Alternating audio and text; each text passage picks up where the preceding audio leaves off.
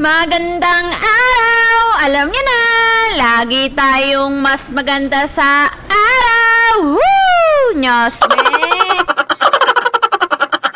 Anyways, bago ko nga i-delete ito sa gallery ko, ipe-flex ko nga muna sa inyo yung Halloween Zumba party namin. Bali, late na nga rin kami nakapag-Halloween party dahil naging holiday nga ng buong linggo at mga busy nga ang mga tao. Kaya ayan, tignan nyo naman, napakagaganda talaga ng mga costume ng ibang Zumbatas family. Ako nga lang talaga ang wala atang costume. Hindi kasi ako marunong mag-DIY ng mga costume at medyo tight din lagi ang budget ko. Alam nyo na, 11 ang anak ko, siyam ang 4 na paa at 2 ang bagets ko. Nyosme!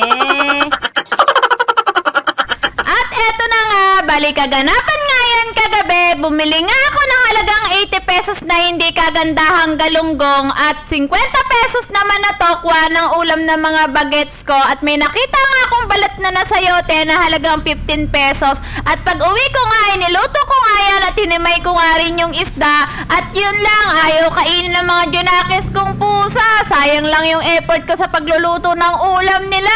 Kasalanan ko din naman at nadagdagan ko nga at naparami ko nga yung paglalagay ng luya para kako mawala yung lansa-lansa ng isda. Kakatipid ko nga ay lalo pa tuloy ako napamahal. Ayaw tuloy nilang kainin. Nyosme!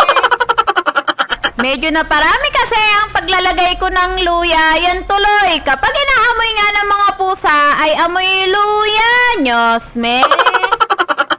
Sayang tuloy yung effort ko sa pagluluto ng pagkain nila at yung pinambili ko ng isda, pero gagawan ko nga ng paraan yan para makain nila. Akala ko tuloy na makakatipid ako ay mapapagastos pa ako. Mantakin nyo, yung ulam ng mga anak ko ay halagang 50 pesos na tokwa. Ulam na nila ng hapunan, tapos agahan. Tapos yung mga junakis kong pusa ay 80 pesos na galunggong, tapos may sayote pa. Nyosme!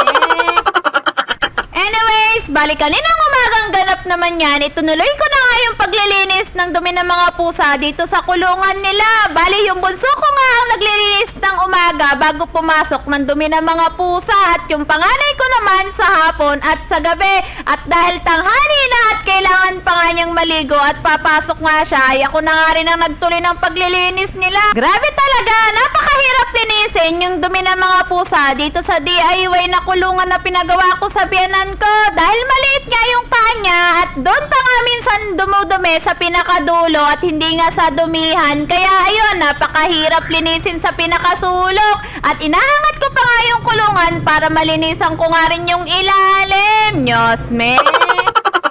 Nang matapos ko nga linisin yung kulungan ng mga pusa ay nagwalis na nga rin ako sa labas at pinaglalabhan ko na nga rin yung basahan dun sa labas. Then pumasok na nga rin ako dito sa loob namin at kailangan ko nga pa din maglinis at magligpit ng mga pinagkainan ng mga anak ko.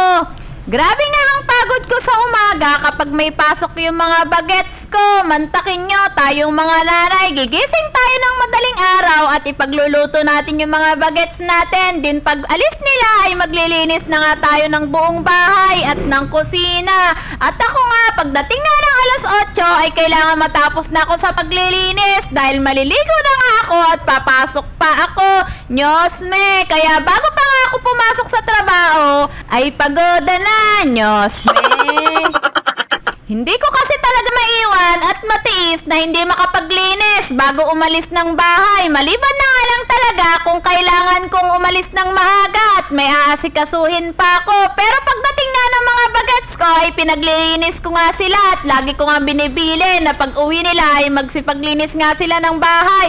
Kailangan talaga namin maglinis lagi ng bahay dahil marami nga kaming alagang pusa. Nyosme! Ganito talaga ang routine ko sa araw-araw kapag may pasok yung mga bagets ko. At yun lang. Salamat! Woo!